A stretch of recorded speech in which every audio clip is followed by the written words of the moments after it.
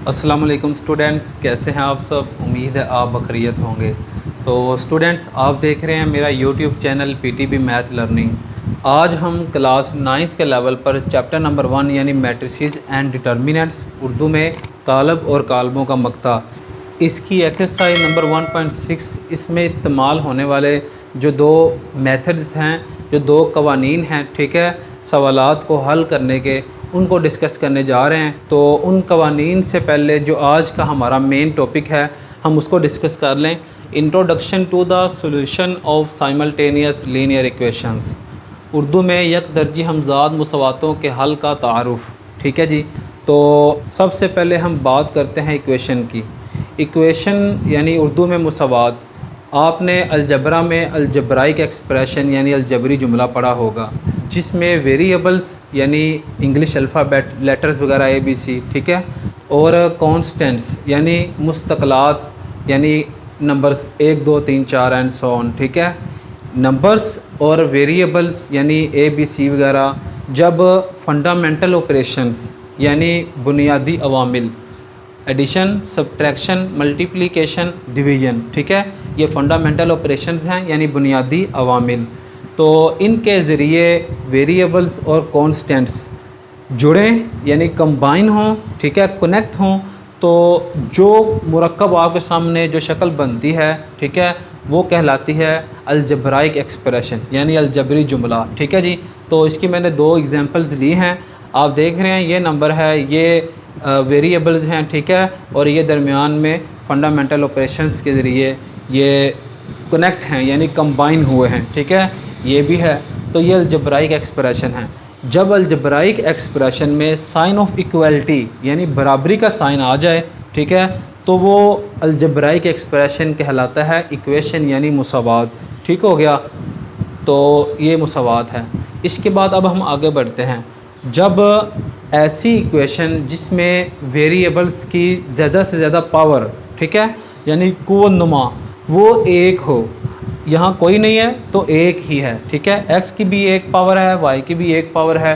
तो अगर ज़्यादा से ज़्यादा पावर वेरिएबल की किसी इक्वेशन में एक हो तो उस इक्वेशन को कहते हैं लीनियर इक्वेशन यानी यक दर्जी मुसावात। दर्जा उसका डिग्री कहलाता है इंग्लिश में, यानी उसकी ज़्यादा से ज़्यादा जितनी पावर होती है उतना ही उस इक्वेशन का दर्जा यानी डिग्री होती है, ठीक है। ये 1 डिग्री की इक्वेशन है जिसको हम लीनियर इक्वेशन कहते हैं।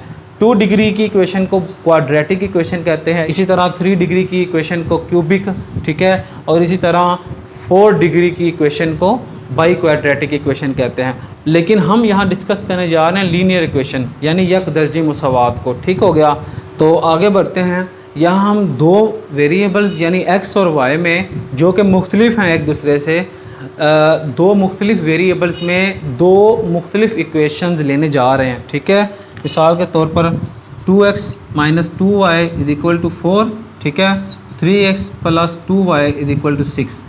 तो आप देख रहे हैं मैंने 2 लीनियर इक्वेशंस ली हैं। ये इक्वेशन एक सिस्टम का तस्वुर देती हैं, एक निज़ाम का। तो इनको हम कह सकते हैं system of linear equations. System इनको इसलिए कहा जा रहा है, सिस्टम यानी निज़ाम। निज़ाम एक ऐसा सिलसिला, एक ऐसी तरतीब, एक ऐसा तरीक़ाकार होता है जिसमें चीज़ें एक दूसरे के साथ जुड़ी होती हैं यानी कंबाइन होती हैं, कनेक्ट होती हैं। यहाँ पर भी ये 2 लीनियर इक्वेशन एक दूसरे के साथ कंबाइन यानी कनेक्ट हैं, ठीक है।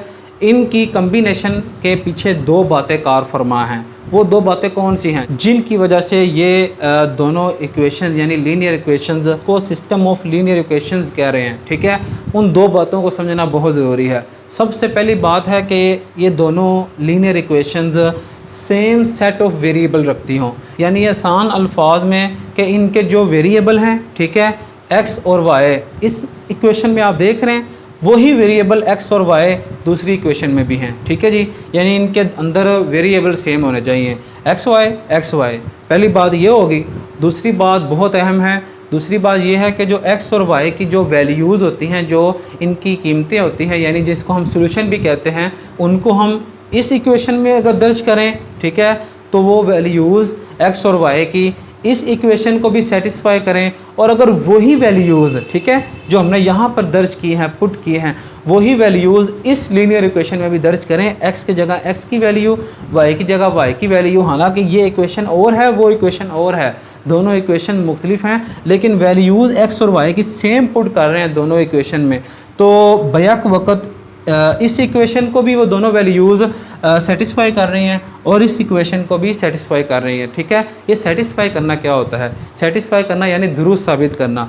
जो नंबर राइट हैंड साइड में बन रहा है, ठीक है, आप देख रहे हैं यहाँ पर 4 है, वही नंबर आफ्टर सोल्विंग यानी सोल्व करने के बाद इधर भी बने। Solve mean add subtract multiply divide करने के बाद इधर ही बने, यानी 4 है इधर, लेफ्ट हैंड साइड में भी 4 बने, तो तब हम कहते हैं कि वैल्यूज़ ने इक्वेशन को सेटिस्फाई किया है, दुरुस्त साबित किया है।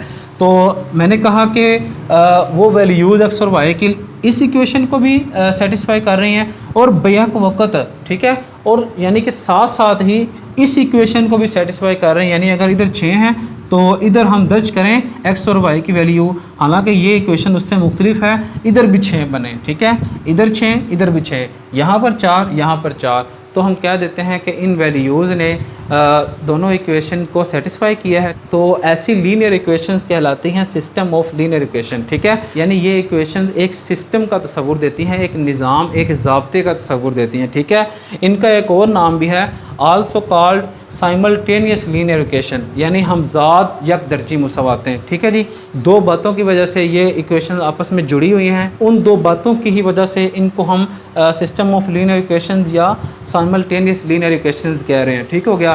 तो उम्मीद है आपको साइमल्टेनियस लीनियर इक्वेशन की समझ आ गई होगी। अब हम बढ़ते हैं आगे सोल्यूशन की जानिब। जो x और y की वैल्यू है ना, ठीक है, उसका हम देखें एक ऑर्डर पेयर बना रहे हैं, ठीक है। इस तरह दोनों तरफ ब्रैकेट लगा के पहले x की वैल्यू फिर y की वैल्यू कोमा लगा के, तो इसको कहते हैं सोल्यूशन, ठीक है। x की कोई भी वैल्यू मैंने यहाँ रखी हुई है 4 और y की कोई भी वैल्यू मैंने -3 रखी हुई है, ठीक है। 4 और -3 ये मैंने अपने पास से फ़र्ज़ की हैं, इसकी वैल्यू हो भी सकती हैं जो इन दोनों इक्वेशंस को सेटिस्फाई करें, नहीं भी हो सकती, ठीक है जी। तो ये मैंने अपने पास से फ़र्ज़ की हुई हैं। तो ऐसा जो ऑर्डर पेयर कहलाता है सोल्यूशन, ठीक है, solution of simultaneous linear equation. यानी ये x और y की वैल्यू इनमें दर्ज करें तो इन दोनों को बैक वक्त दुरुस्त साबित करें, यानी सेटिस्फाई करें ये कीमतें x और y की, यानी ये सोल्यूशन इन दोनों लीनियर इक्वेशंस को दुरुस्त साबित करे, ठीक है। तो जो हमारा मेन काम है वो इस सोल्यूशन को फाइंड करने का है, ठीक है जी। लीनियर इक्वेशन हमारे पास गिवन होंगी, ठीक है, साइमल्टेनियस लीनियर इक्वेशंस, हमने ये सोल्यूशन फाइंड करना है। तो ये हमारा मेन काम है 1.6 में। तो इन लीनियर इक्वेशंस के सोल्यूशन को फाइंड करने के 3 तरीके हमने 8th यानी 8वीं क्लास में पढ़े थे, जो कि ये थे। सबसे पहले इक्वेटिंग दी कोफिशेंट्स यानी उर्दू में अददी शनों को बराबर करने का तरीका। दूसरा तरीका था एलिमिनेशन बाय सब्सटीट्यूशन यानी साबित करने का अमल कीमत दर्ज करने के तरीके से। और तीसरा था क्रॉस मल्टीप्लिकेशन यानी ज़रब चिल्ले पाई का तरीका। तो इन तीनों तरीक़ों से हम सोल्यूशन इन लीनियर इक्वेशंस का फाइंड करते थे। तो 9th क्लास में 2 मज़ीद तरीके आए हैं मैट्रिसेस के अंदर, ठीक है जी। वो कौन से हैं?